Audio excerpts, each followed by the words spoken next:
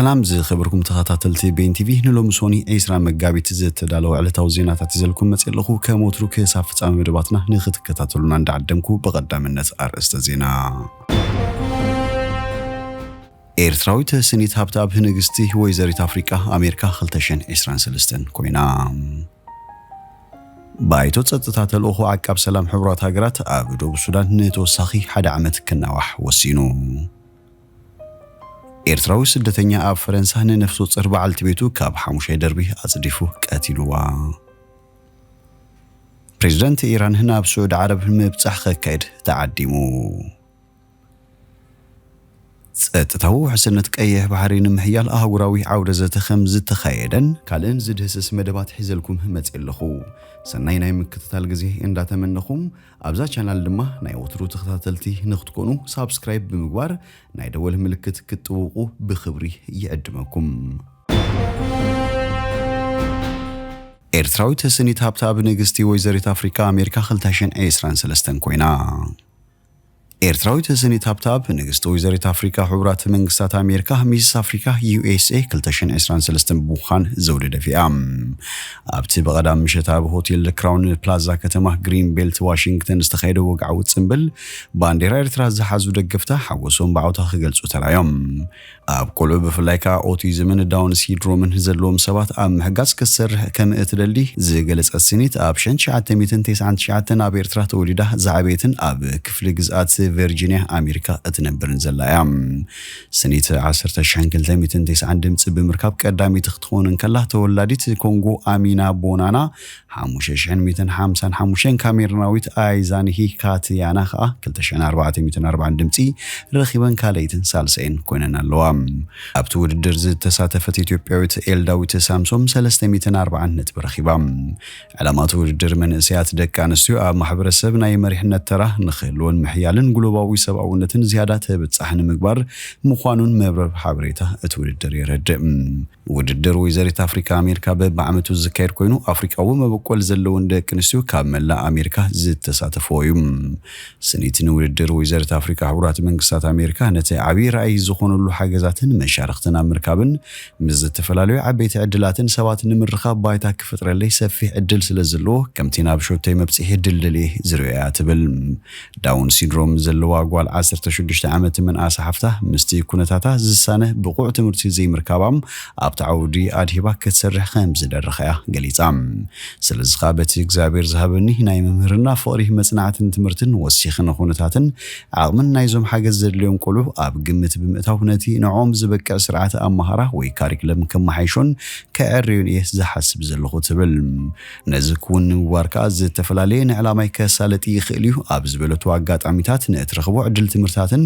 ስልጠናታትን ተወስድ ምህላዋን ገሊጻ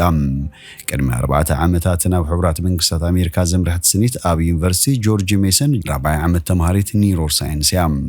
በተወሳኺ ኣብ ሞንቶሰሪ ናይ ቅድመ ትምህርቲ ተማሃሮ ከም ተሓዚት መምህር ብምዃን ተሰርሓላ ቋንቋ ትግርኛ ጣልያን እንግሊዝን ጽቡቕ ጌራት መልኽ ስኒት ቋንቋ ፈረንሳይን ኣምሓርኛን ማዕረዞም ሰለስተ ቋንቋታት ዳ ኣይኹን እምበር ብዝተወሰነ ደረጃ ተዛረብያ ስኒት ኩዕሶ ሰኬትን ቴኒስን ከም እትጻወትን ሳሕቱን ሳዕስዒት ሳልሳ ከም እትዘውትር ኣብ መርበብ ሓበሬታ ሚስ አፍሪካ USA ኣብ ዝሰፈረቶ ጽሑፍ ሓቢራ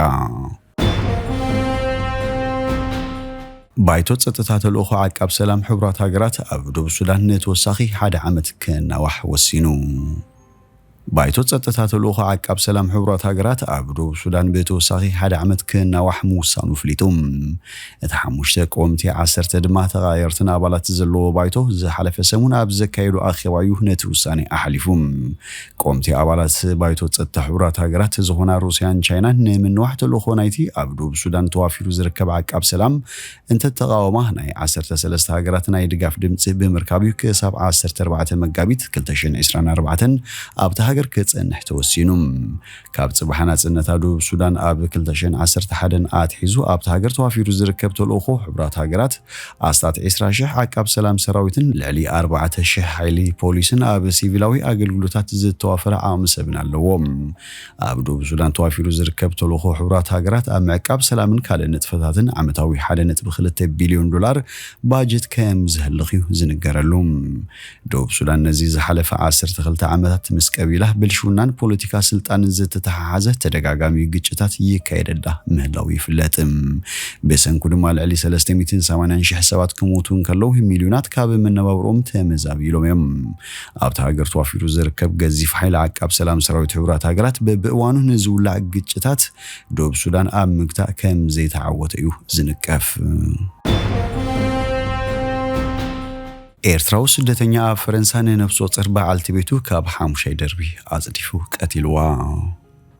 ኣብ ምዕራባዊ ፈረንሳይ ብትርከብ ከተማ ፖዋቲኽ ንነፍሱ ወከፍ በዓልቲ ቤቱ ካብ 5 ደርቢ ኣጽዲፉ ዝቐተለ ኤርትራዊ ኣብ ቀይዲ ከምዛኣትወ ፖሊስ ኣፍሊጡ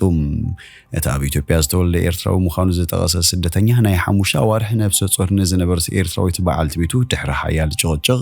ብባልኮኒ ደፊኡ ከም ዘጽደፋ ከም ዝተኣመነ እዩ ጸብጻብ ፖሊስ ዘመልክትም በዓልቲ ቤቱ ምስ ካልኦት ተዘውራላ ዝብል ጥርጣረ ዝፈጠረሉ ሓያሉ ቅንኢ ናብ ቆይቕን ጭቕጭቕን ስለ ዘምርሖ ስምዒቱ ቋጽር በዘይምኻሉ በ6 መጋቢት ካብ ዝነብሩሉ ህንጻ ደፊኡ ከም ዘጽደፋ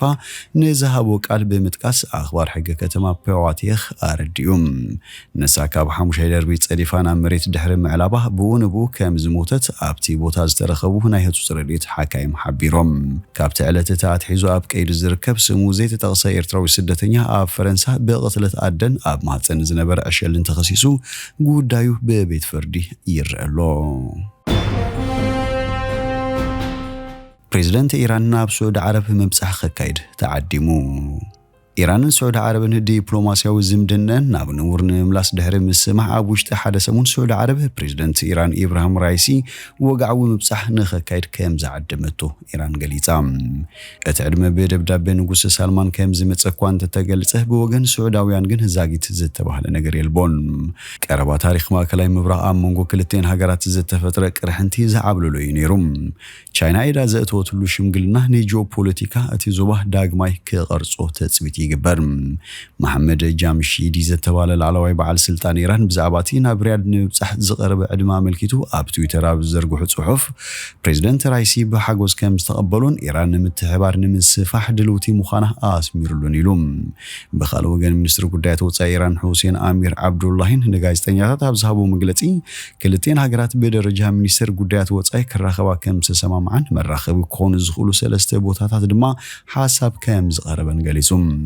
እንተኾነ ኣስማተቶም ቦታታት ኣይተጠቐሰን እቲ ርክብ መዓስ ክካየድ ከም ዝኽእሉን ኣይተሓበረን ኣብ ቀረባዋን በመንጎኝነት ቻይና ዝግበር ዘሎ ዝርብ ክልቴን ሃገራት ካብ ትጽቢት ወጻኢ በዝኾነ መንገዲ ድፍኢት ንምምሕያሽ ክልተኣው ዝምድናታት የምጽእ ከም ዘሎ ይገልጽ ክልቴን ሃገራት ኣብ ውሽጢ ክልተ ኣዋርሕ ኤምባሲታትን ክኸፍታን ንግዳውን ጸጥታውን ዝምድናታት ዳግማይ ከምስርታን ምዃነን ኣፍሊጠን ኣለዋ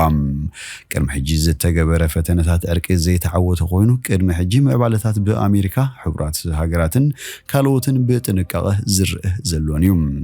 سعود عرب ጥር 2016 ሰልፈኛታት ኣብ ቴህራን ርእሰ ከተማ ኢራን ንዝርከብ ኤምባሲያ ድሕሪ ምውራሮምያ ዲፕሎማሲያዊ ርክባታ ኣቋሪጻ እዚ ድማ سعود عرب ነቲ ምስ ግብረ ሽበራ ብዝተኣሳሰር ገብናት ዝተኸሰሰቶ ፍሉጥ መራሒ ሺዓ ኣስላም ሼኽ ኒሚር ኣኒሚር ድሕሪ መቕታላ ዝሰዓበዮም ካብ ሽዑዋት ሒዙ ኣብ መንጎቶም ብሱኒን ሻዓን ዝምራሕ ጎራብቲ ሃገራት ወጥሪ ክጋደድ ዝጽንሐ ኮይኑ ሓንቲ ነታ ሓንቲ ብስጋትን ድሌት ዕብለላ ዞባዊ ሓይልን ክካሰሳ ጸንሐን ክልቴን ሃገራት ከም ጉዳያት ሶርያን የመንን ዝካየድ ዘሎ ኩናት ዝኣመሰሉ ሓያሉ ዞባዊ ግጭታት ተጻረርቲ ወገናት ኮይነን ጸኒሐን ሚኒስትር አሚን ዓብዱላሂን ብተወሳኺ ኢራን ምስተኣበ 2016 ንሪያድ ሲዕባ ምስ ኢራን ዝነበራ ዲፕሎማሲያዊ ርክብ ዘቋርጸት ቀንዲ ማሕበረሰብ سعود عرب ዝኾነት ባህሬን ዘለዋ ርክብ ንምሕያሽ ጉምስታት ክወስዱን ተስፋ ከም ዘለዋ ገሊጹም ንሱ ሲኹ ኣብ መንጎ ኢራንን ባህሬንን ዝተፈጠረ ገለ ዕንቅፋታት ክእለዩን እቶም ኤምባሲታት ዳግማይ ንምኽፋት ዝኽእል መሰረታዊ ጉምስታት ክወስድን ተስፋ ንገብር ኢሉም ባህሬን ነዘርእቶ ዝኾነ መልስ እኳ እንተዘይሃበትሉ ኣቐዲማ ግን ንስምዕ ምምላስ ዲፕሎማሲያዊ ርክብ ኢራን سعود عربን ብሓጎስ ተቐቢላቶ ነይራ ኢራን ምስ ዮርዳኖስን ሕብራት ኢማራት ዓረብን ካልኦት ዞባዊ መናሓንሕቲ ዝኾነ ሃገራት ዓረብ ዘለዋ ዝምድናታት ዳግማይ ክትጅምር ወይ ከተመሓሽ ዘለዋ ድልውነታውን ገሊጻያ ጸጥታዊ ውሕስነት ቀይሕ ባሕሪ ንምሕያል ኣህጉራዊ ዓውደ ዘተ ተኻይዱ اتبعلت 15 مقابيت اب كتما رياض زتخيد زته وكلت قيه بحري زواسنن هاجرات حبرت اوروبا امريكان بريطانيان كمون اهغراويان كيلاتات عودي تساتيفهم وكيل معكن حبريتا قالف دكتور عبد العزيز هاجر اب مخفتي تزت اب زهابو قال ጸጥታው ውሕስነት ቀይሕ ባሕሪ ንዘዋስነን ሃገራት ጥራይ ዘይኮነ ኣህጉራዊ ኣገዳስነት ስለዘለዎ ውሕስነቱ ኣብ ምልክት ሕቶ ክኣቱ የብሉን ኢሎም ሃገራት ኤውሮፓን ኣሜሪካን ጸጥታው ውሕስነት ቀይሕ ባሕሪ ንምሕያል ዝተሓባበራሉ መደብ ምሕንጻጽ ናይ መጀመርያ ደረጃ ምዃኑ ተሳተፍቲ እቲ ዓውዲ ዘተ ተሰማሚዖም ቀይሕ ባሕሪ 12 ሜታዊት ካብ ንግዳዊ መስመራት ዓለም 20 ሜታዊት ካ ንሃገራት ኤውሮፓ ናይ ንግዲ መስመር ምዃኑ ይፍለጥ زي خبركم تخطاتلتي بين تي في نلو مزبلنا يوم سنادونا أبزو ودينا لنا مسانا سلت سنحكم بلبنا مسجن ببزلخمو سلام